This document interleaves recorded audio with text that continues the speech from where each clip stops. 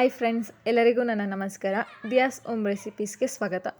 ಇವತ್ತಿನ special recipe Andhra style Pappu. ಈ recipe ಹೇಗೆ ಮಾಡೋದು ಅಂತ ತೋರಿಸ್ಕೊಡ್ತೀನಿ. ನಾನಿಲ್ಲಿ ಅರ್ಧ ಕಪ್ಪಷ್ಟು ತೊಗರಿಬೇಳೆ ಹಾಕ್ಕೊತಾ ಇದ್ದೀನಿ.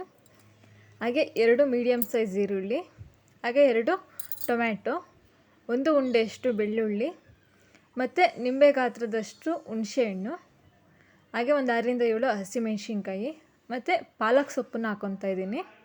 ಪಾಲಕ್ ಸೊಪ್ಪಿನ ಬದಲು ಮೆಂತ್ಯ ಸೊಪ್ಪು ಕೂಡ ಹಾಕೊಬೋದು. ಮತ್ತು ಬೇಳೆ ಬೇಯೋದಕ್ಕೆ ಎಷ್ಟು ನೀರು ಬೇಕು ಅಷ್ಟು ನೀರನ್ನು ಹಾಕ್ಕೊತಾ ಇದ್ದೀನಿ.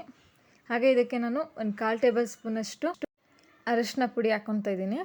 ಮತ್ತು 1 ಟೇಬಲ್ ಸ್ಪೂನಷ್ಟು ಅಡುಗೆ ಎಣ್ಣೆ ಹಾಕ್ಕೊಂಡು ಒಂದು 5 ವಿಷಲ್ ಹಾಕಿಸ್ಕೊತೀನಿ. ಜಾಸ್ತಿ ವಿಷಲ್ ಹಾಕಿಸ್ಕೊಳ್ಳೋದ್ರಿಂದ ಬೇಳೆ ಎಲ್ಲ ಚೆನ್ನಾಗಿ ಬೇಯುತ್ತೆ, ಸ್ಮ್ಯಾಶ್ ಮಾಡೋದಕ್ಕೆ ಈಸಿ ಆಗುತ್ತೆ. ನೋಡಿ, ನಾನು 5 ವಿಷಲ್ ಹಾಕಿಸ್ಕೊಂಡಿದ್ದೀನಿ. ಬೇಳೆ ಎಲ್ಲ ಚೆನ್ನಾಗಿ ಬೆಂದಿದೆ. ಈಗ ಇದನ್ನು ನಾನು ಫುಲ್ ಚೆನ್ನಾಗಿ ಸ್ಮ್ಯಾಶ್ ಮಾಡ್ತಾಯಿದ್ದೀನಿ.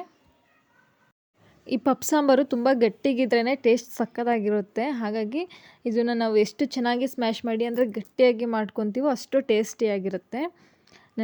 ಸ್ಮ್ಯಾಶರಲ್ಲಿ ಸ್ಮ್ಯಾಶ್ ಮಾಡ್ಕೊತಾ ಇದ್ದೀನಿ, ಇಲ್ಲಾಂತಂದರೆ ಸೌಟಲ್ಲೂ ಕೂಡ ಮಾಡ್ಕೊಬೋದು.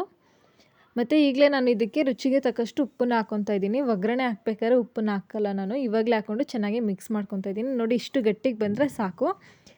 ಈಗ ಇದನ್ನು ನಾನು ಒಗ್ಗರಣೆಗೆ ಹಾಕ್ಕೊತೀನಿ. ಒಂದು ಪ್ಯಾನಿಗೆ 5 ಟೇಬಲ್ ಸ್ಪೂನಷ್ಟು ಎಣ್ಣೆ ಹಾಕ್ಕೊತಾ ಇದ್ದೀನಿ.